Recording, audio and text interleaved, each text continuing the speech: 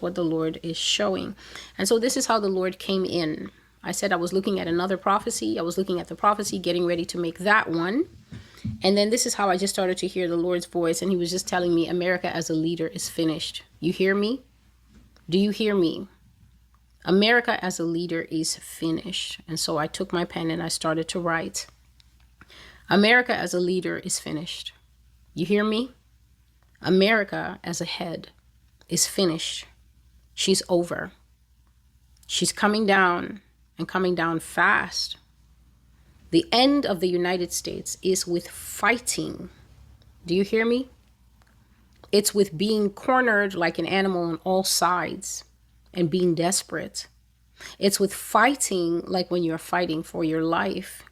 Like cats in an alley when one has been cornered and all the other ones surround it and it's fighting for its life while they attack from every side. That's the kind of ending America will have. They'll be staggering in the street trying to fight back. They won't be able. They won't be able to meet the might of the Russian army, and the Chinese will also surround them. This country will go out with a whimper and not with a bang. It's long been assumed because of movies and generalized propaganda that if anything happens, America will go out like a hero, guns blazing. But I tell you now, if you can believe it, America will go out with a whimper and not with a bang. Not with a last stand like General Custer. No, she will die with a look of surprise on her face out of pure shock that she could ever be touched by another nation or beaten in the game of war. Thus says the Lord, your Goliath will revenge on you, and you will lose the contest because the grace of God has left you and will not return at all. And so the Lord was just conversationally telling me, this country's finished, Celestial. You hear me? And of course I hear him. I thank God that my ears are not only open, but they're attentive. There are many people, their ears can be open to God, but they're not attentive. Attentiveness means that you are listening, paying attention, and believing what God is saying.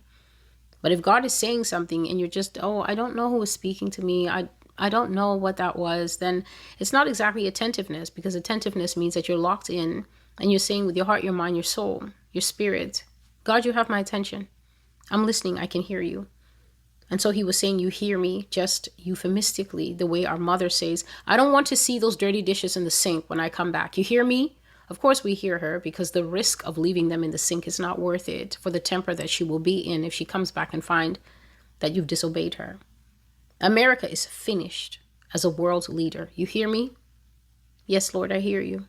America as a head is finished. America's not going to head anything. America's not going to be the premier anymore. Premier means the first, the leader, the innovator, the one that everybody wants to copy, the one that everyone wants to emulate, the one that everybody says, oh, I wish I could go there. I wish I was an American. When you see people starting to leave this country like rats fleeing a sinking ship, who do you think is going to be applying for a visa to come to a country where people are going to be committing open sodomy in the street? Who wants to see that when you can go and look at the Eiffel Tower or go anywhere else, or just stay in your own country and say, well, I'm glad we don't have that yet. As a world leader, as an icon, as an influencer, as a TikTok girly, America will no longer be that girl. She will no longer be the baddie, the one that everybody wants to get with, the most beautiful girl in the room.